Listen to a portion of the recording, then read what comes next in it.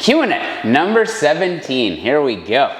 Jumping right in. Why weigh yourself daily instead of weekly? Surely once a week is good enough.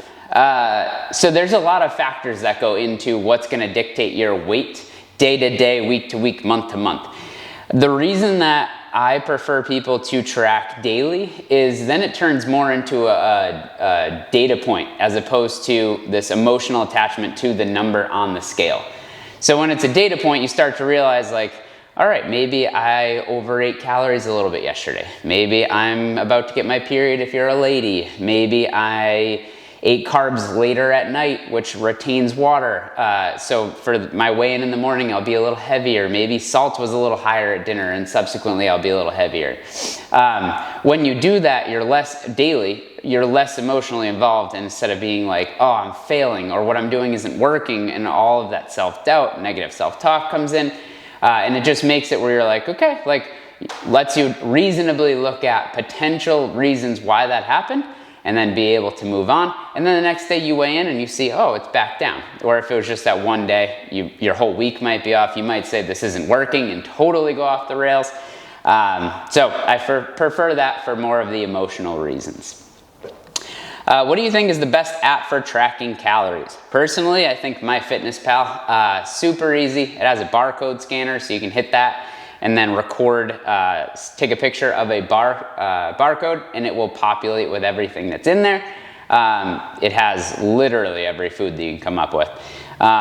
Very easy. You can see kind of the macros in terms of breakdown, like what percentage and also what exact grams, so you know where you're at. And you can check in through the day. You can preload things in ahead of time. So if you're curious, like, okay, I'm going to go to dinner and this is what I think I'm going to have, you can fill that in, and then you can be better informed for your decisions earlier in the day. It's very, very easy to use. Like all things, it takes a minute to figure out, but once you have that, it's very easy. It's a great question. I have cracking, popping, snapping in some of my joints. Is this normal? At what point do I keep moving and what point do I not? So this is true for a lot of people. We have joints that sometimes you move and they crack, they pop, they crumble. It's one of those deals where you want to always be mindful of how your body's moving and how you feel. And you want to be especially aware of if any of those sensations are causing pain, that's a good reason to stop. If you're doing something, let's say like moving through a shoulder car, doing a push-up, something along those lines, and you're hearing that snapping and that crackling, but it's pain-free, keep moving through that. Anything that elicits pain, and basically what I would call pain is if you do something, and let's say you do a push-up and your shoulder hurts, and you finish your push-up, you get out of that position, and it still persists to hurt, I would call that pain. I would label discomfort as something as you do your push-up, in it you're like, well, it doesn't feel amazing, but once you're out of that position, it goes away. I'd label that discomfort. I would continue to move through that. So if the sounds of the popping and the cracking from your joints is leading more towards the discomfort, or it doesn't elicit any pain whatsoever or any discomfort whatsoever, I'd keep moving through. Anything that's pain where you come out of it and you're like, whoa, mama, that is still going on, I'd absolutely either talk with a coach about some modifications or back away from that altogether. Best advice for a healthy lifestyle? I like this question. In terms of movement, I'd find something you really enjoy. Court and I got into this phase where we'd go to the rock gym often, pre-welly, in the winter. It was just like a nice thing to do. It was like you'd meet other people, you'd be climbing, and it was phenomenal movement. I really enjoyed doing it. And it was a nice time where like I'd train but a little less in the gym because I was out going to the rock gym. I liked the time with my wife, being able to move in a different capacity, and it was just fun to do. It never felt like I had to go. It was something I always looked forward to doing. So I know a lot of people have that with like Brazilian Jiu-Jitsu or yoga or going for a walk with friends or mountain biking or surfing or training. But find something in a style of training. Find something that you really enjoy to do, and what goes from I have to turns into I get to, and all of a sudden it's a very powerful thing. The other thing is with the nutrition side, instead of viewing it as like oh, I'm eating for punishment. Like, find what you enjoy to eat, and then understand that it's the volume that's gonna dictate, your body composition.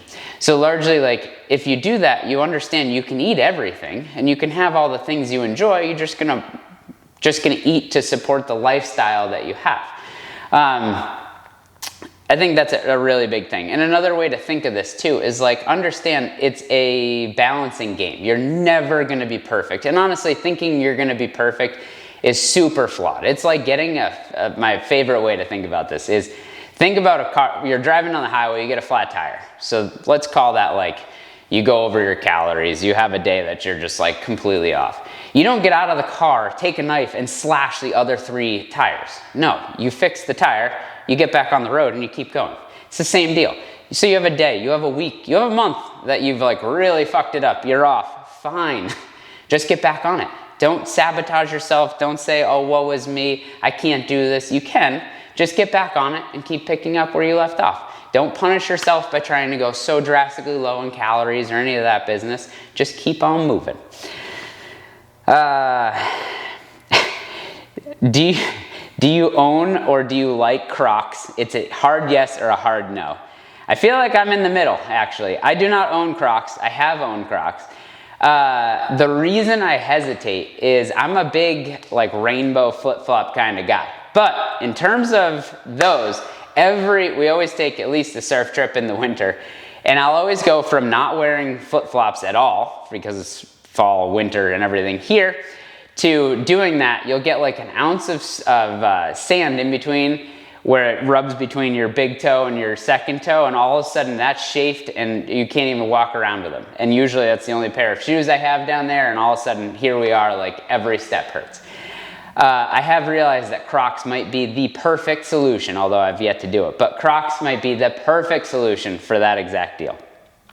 So I'm gonna land right in the middle of your hard yes or hard no.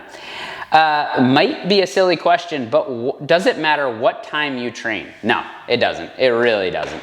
Find the time that is easiest for you to get into training and enjoy it.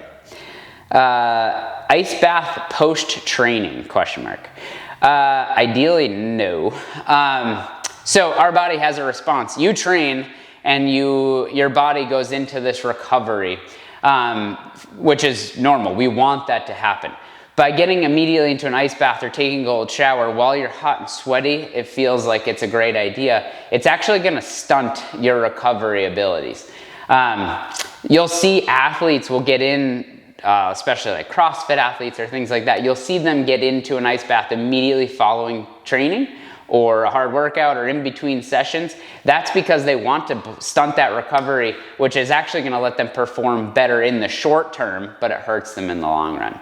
So ideally, your ice baths, your cold immersion is done away from training or before training, but afterwards you wanna basically let yourself have that rise in core body temperature and let that stay high.